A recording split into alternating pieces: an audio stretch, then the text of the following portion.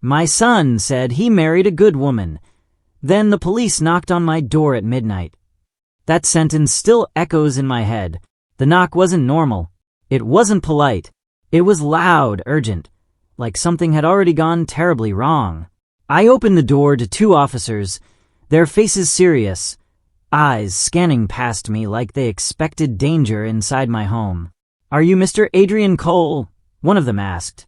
My chest tightened. "Yes, what's going on? Is this about my son, Lucas?" They exchanged a look. That silence told me everything before they even spoke. "Sir, we need to ask you a few questions about your daughter-in-law, Vanessa Cole." My stomach dropped. Vanessa? That didn't make sense. Lucas always said she was perfect, gentle, honest, the kind of woman who saved him. What did she do? I asked, my voice shaking. The officer hesitated. "We've uncovered something concerning, and your name came up." Before I could process that, I heard another sound behind them. More officers, a car door slamming, someone speaking into a radio. This wasn't a simple visit. This was something bigger. And in that moment, standing barefoot at my own door, I realized something I didn't want to believe. My son hadn't just married the wrong woman. He had brought danger into our family. And somehow, I was already part of it. 3 years earlier, Lucas stood in my kitchen with a smile I hadn't seen since he was a teenager. "Dad, I met someone," he said. I remember the way his voice sounded, hopeful, almost relieved. After everything he had been through, I wanted that for him. "Her name is Vanessa," he continued. "She's different." That word, different, should have made me pause, but it didn't. When I met Vanessa for the first time, she was everything a father would want for his son. Polite, soft-spoken. She looked me in the eye when she spoke. She even brought me a homemade meal, saying, "Lucas told me you don't always take care of yourself." It felt thoughtful, too thoughtful. She asked questions about our family, about Lucas's childhood, about his struggles after his mother passed. At the time, I thought she was just trying to understand him. Now I see it differently. She wasn't learning about him. She was studying him. And I missed it. Lucas fell fast. Within months, he was talking about marriage. I hesitated, but he shut it down quickly. "She makes me better, Dad. You don't understand." Maybe I didn't, but what I did understand was this. I had never seen my son trust someone that quickly, and trust, in our family, was never given that easily. I should have asked why. It started small. That's how these things always begin. Lucas stopped coming by every Sunday. At first, he had reasons, work, being tired, just needing space. I didn't push. He was building his own life. I respected that. But then the calls changed. Shorter, colder. "Hey, Dad, I can't talk long. Vanessa needs me. I'll call you later." He rarely did. One evening, I decided to stop by unannounced. Something in my gut wouldn't sit right. When I got there, I noticed the curtains were drawn tight, even though it was still daylight. Vanessa opened the door before Lucas could. "Oh," she said, forcing a smile. "We weren't expecting you." Her tone was polite, but her eyes weren't welcoming. "Just thought I'd see my son," I replied. Lucas appeared behind her, but something was off. He didn't hug me, didn't even step forward. "Dad, you should have called." That hit harder than it should have. "I didn't think I needed permission," I said quietly. Vanessa placed a hand on his arm. Subtle, controlling. "We've just been really busy," she added. But the way Lucas looked at her before answering told me everything. He wasn't speaking for himself anymore. And as I stood there, unwelcome in my own son's home, I felt something shift. Like I was slowly being pushed out of his life. One quiet step at a time. The wedding was beautiful. At least, that's what everyone else said. To me, something felt wrong. Lucas barely spoke to me the entire day. Every time I tried to get a moment with him, Vanessa was there, smiling, redirecting, answering for him. "He's just overwhelmed," she told me. But I've known my son his entire life. That wasn't overwhelm. That was distance. During the ceremony, I watched him say his vows. His voice sounded steady, but his eyes, they didn't look like his. They looked uncertain, like he was trying to convince himself of something. Vanessa, on the other hand, looked completely in control. Calm, focused, certain. At the reception, I tried again. "Lucas, can we talk? Just for a minute." Before he could answer, Vanessa stepped in. "He'll come find you later," she said gently. He never did. Instead, I watched from across the room as she guided every interaction, every conversation. Even the guest list had been mostly her side. It felt less like my son's wedding, and more like he had been absorbed into hers. That night, as I left early alone, I realized something I couldn't ignore anymore. I hadn't gained a daughter-in-law. I had lost my son, and I didn't even know how it happened. After the wedding, the silence became louder. Days turned into weeks without hearing from Lucas. When I called, it went to voicemail. When he texted back, it was short, cold. "I'm busy. We're fine. Stop worrying." Stop worrying. That didn't sound like my son. One afternoon, I ran into his old friend, Ethan, at the grocery store. "Hey, have you seen Lucas?" I asked. Ethan frowned. "Not in a while. He kind of disappeared after the wedding." That wasn't normal. Lucas was loyal to his friends. He didn't just cut people off. "What about Vanessa?" I asked. Ethan hesitated. "She never liked us much." That stuck with me. That night, I sat in my living room, staring at my phone, debating whether to call again. I didn't. Instead, I started thinking, replaying conversations, moments, expressions, and for the first time, a thought crossed my mind that I didn't want to believe. What if this wasn't distance? What if this was control? Because silence doesn't just happen. It's created, and someone somewhere was making sure my son stayed quiet. I went back to their house a week later. This time, no one answered, but I knew they were inside. I could hear movement. A shadow passed behind the curtain. Someone was there. They just didn't want to open the door. I knocked again. "Lucas." "It's Dad." Nothing. Then suddenly, the door opened halfway. Vanessa stood there. "Now isn't a good time," she said flatly. "I just want to see my son. He's resting." "I'll wait." Her expression hardened slightly. "That won't be necessary." Before I could respond, I heard something behind her. A voice. "Dad." It was Lucas, but it sounded weak. "Lucas, are you okay?" I asked quickly. Vanessa stepped back, just enough to block my view. "He's fine," she said. But Lucas didn't come to the door, didn't even try. And that's when I saw it. A bruise on his arm. Faint. Yellowing. Like it wasn't new. My chest tightened. What happened to his arm? I asked.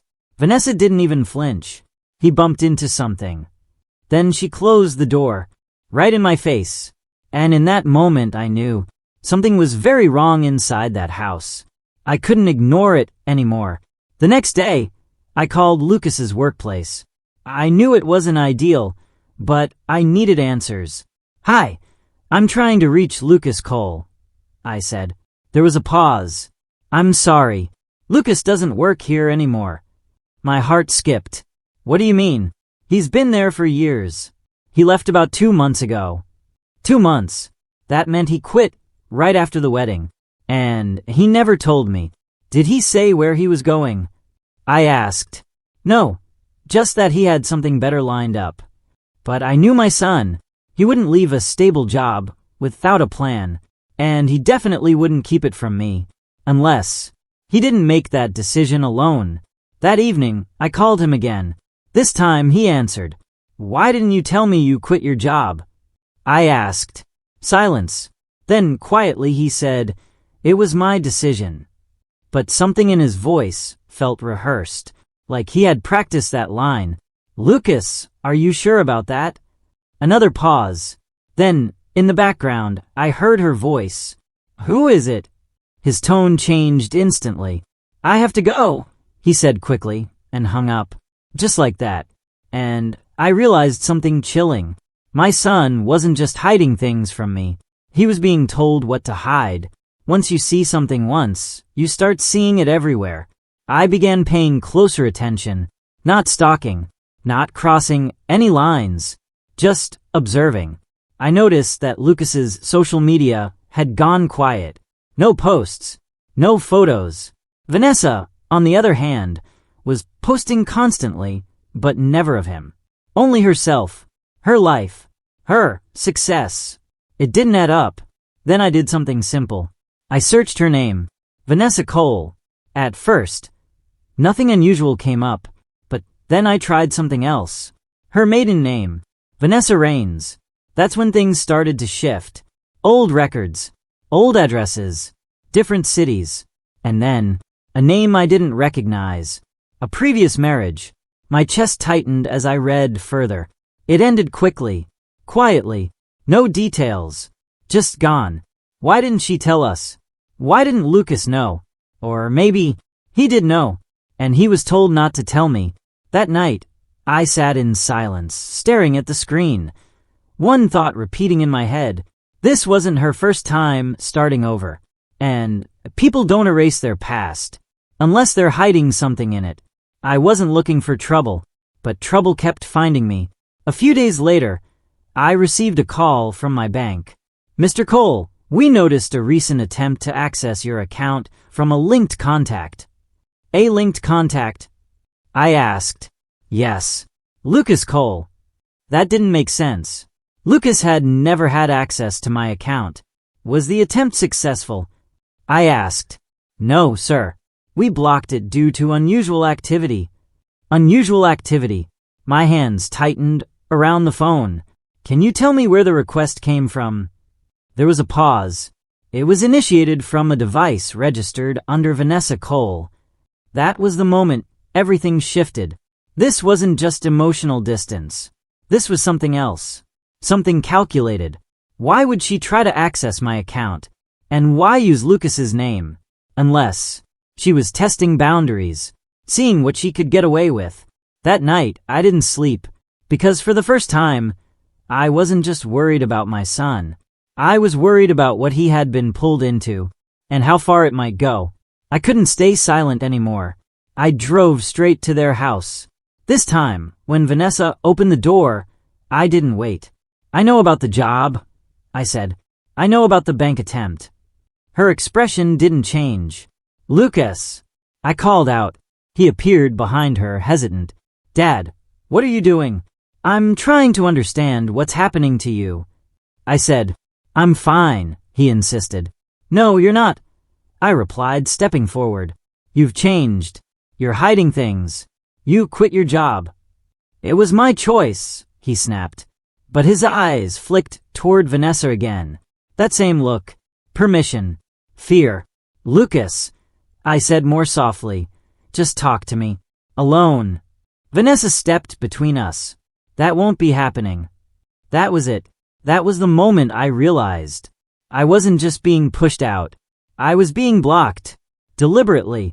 Why are you doing this? I asked her directly. She smiled. I'm protecting my husband. Protecting him. From me. And as the door closed once again, I felt something settle in my chest.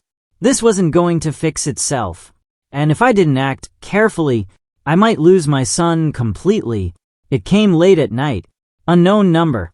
I almost didn't answer. Hello. Silence. Then a whisper. Dad, it's me. My heart stopped. Lucas, where are you? I can't talk long, he said quickly. His voice was shaky. What's going on? There was a pause. Then he said something that changed everything. She's not who you think she is.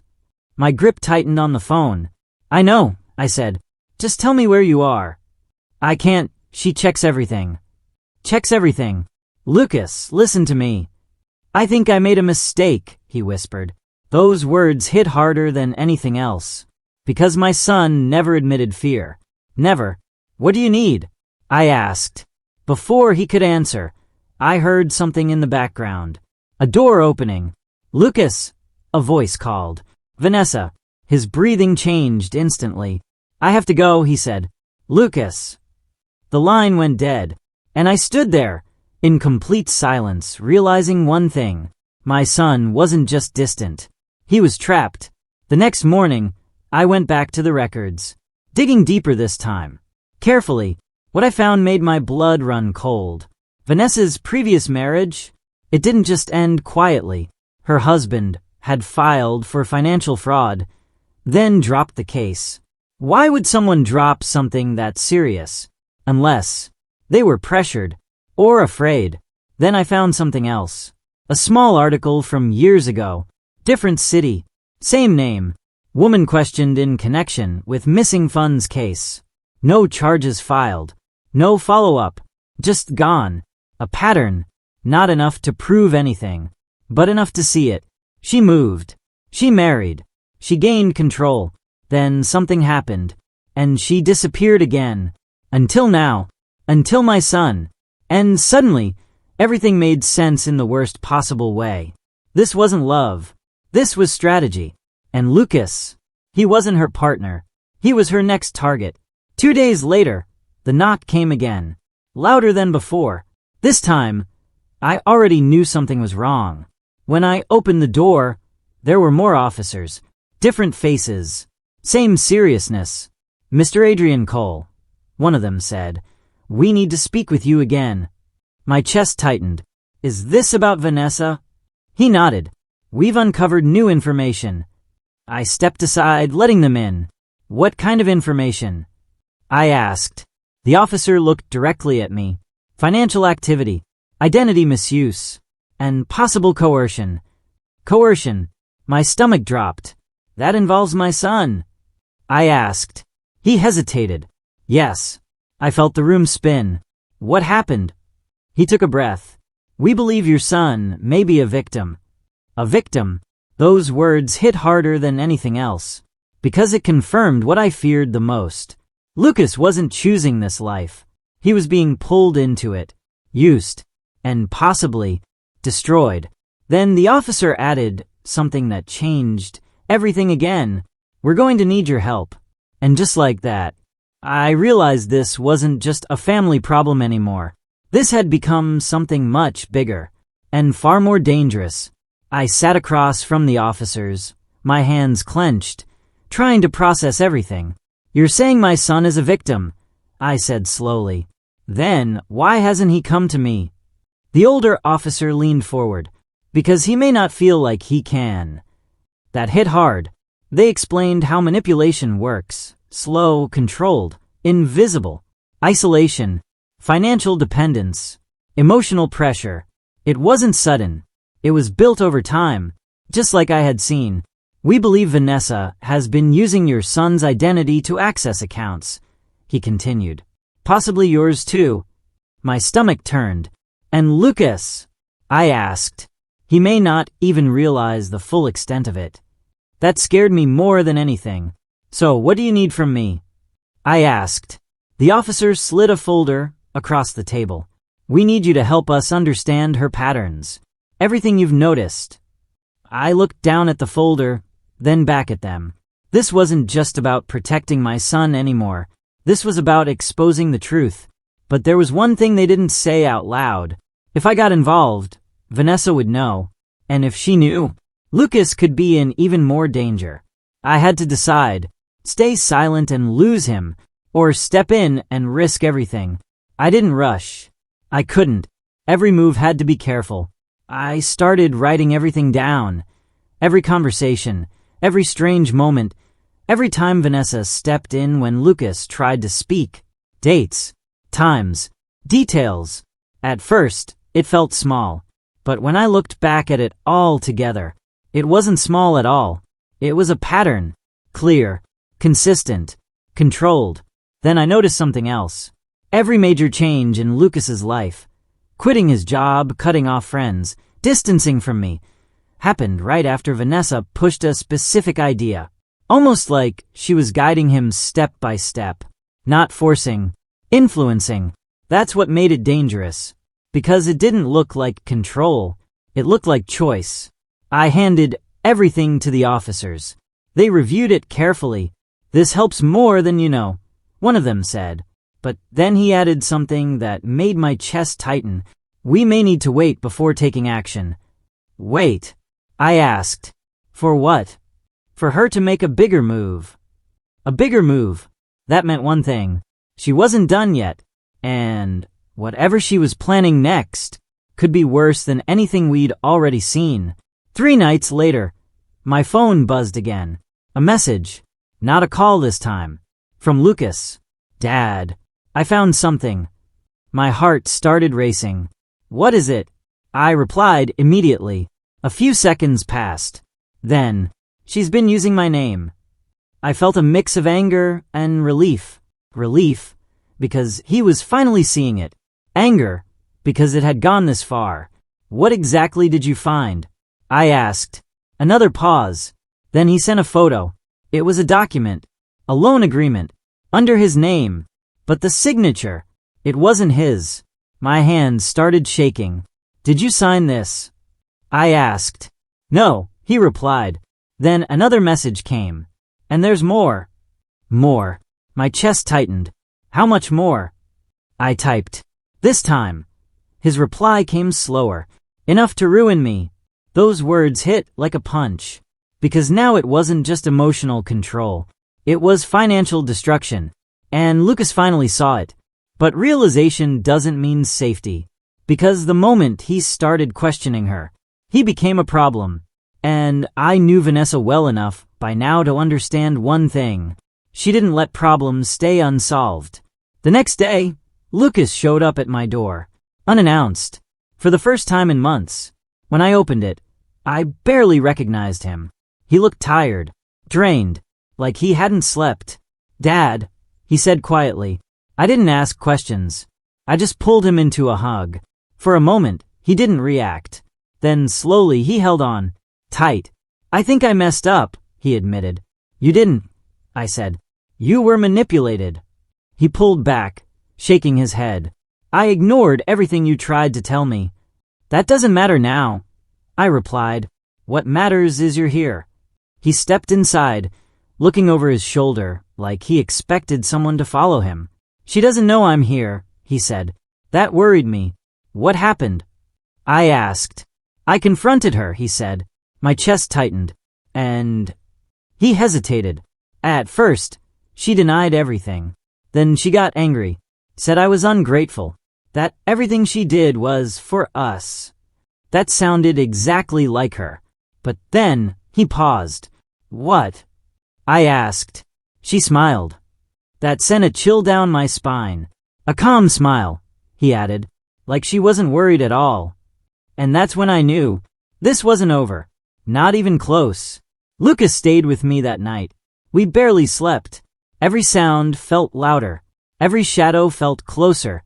"You think she'll come here?" he asked. "I don't know," I admitted.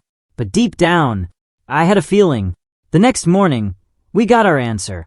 A car pulled up outside. Slow. Deliberate. Lucas froze. "That's her," he whispered. I looked through the window. Vanessa stepped out. Calm. Composed. Like nothing had happened. "She knows," Lucas said. Of course she did. She always knew. There was a knock at the door. Soft this time. Controlled. I looked at Lucas. "Stay here," I said.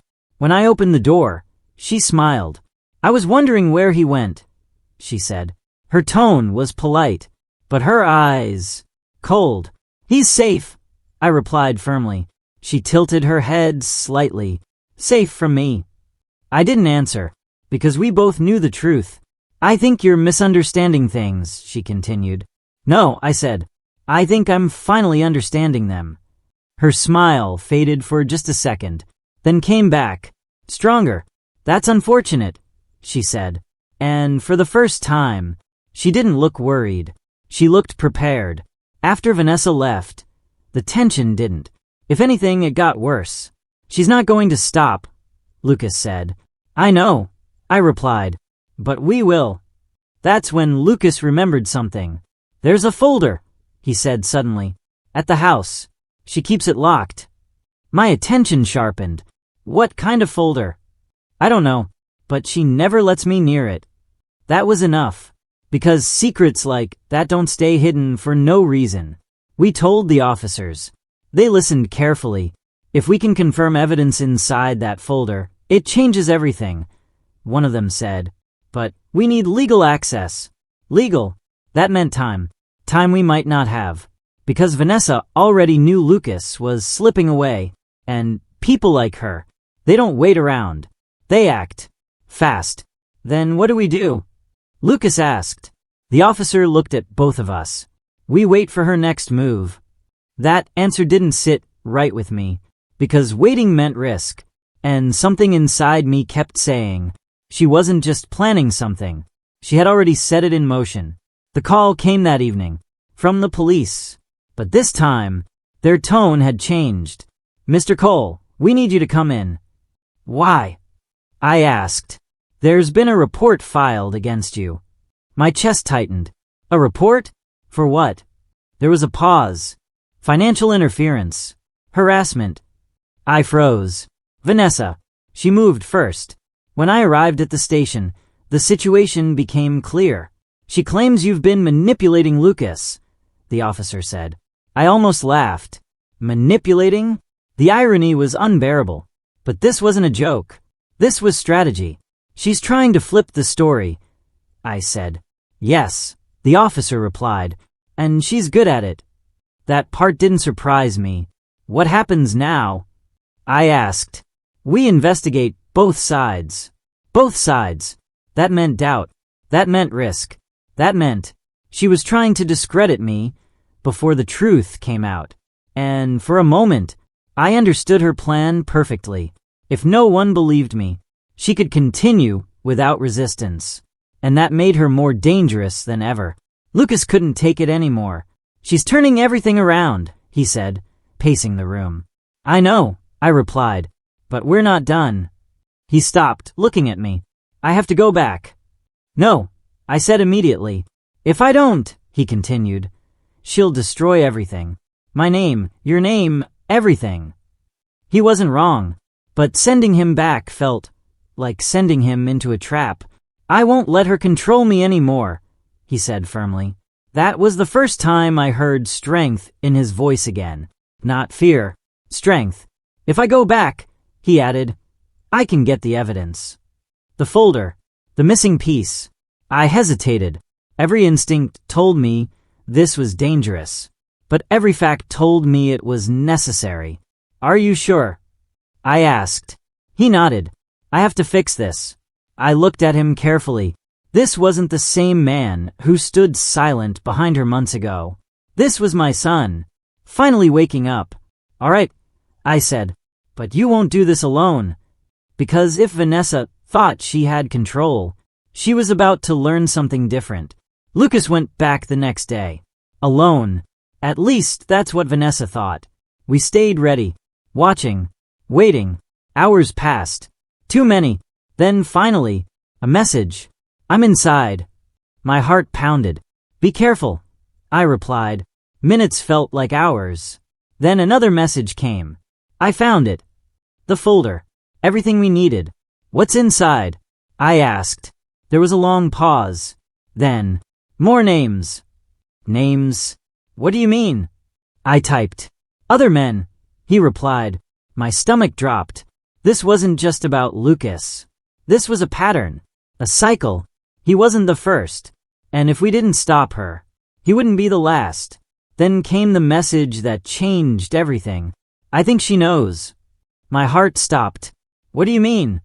I asked quickly. No reply. Seconds passed. Then minutes. Silence. And in that silence, I felt something I hadn't felt before. Fear. Real fear. Because this time, Lucas was alone with her. The call came from the officers. Stay where you are, they said. But I couldn't. I drove anyway. By the time I arrived, the scene was already unfolding. Police cars. Lights flashing. Vanessa standing outside. Calm. Too calm. Lucas was with the officers. Safe. Relief hit me instantly.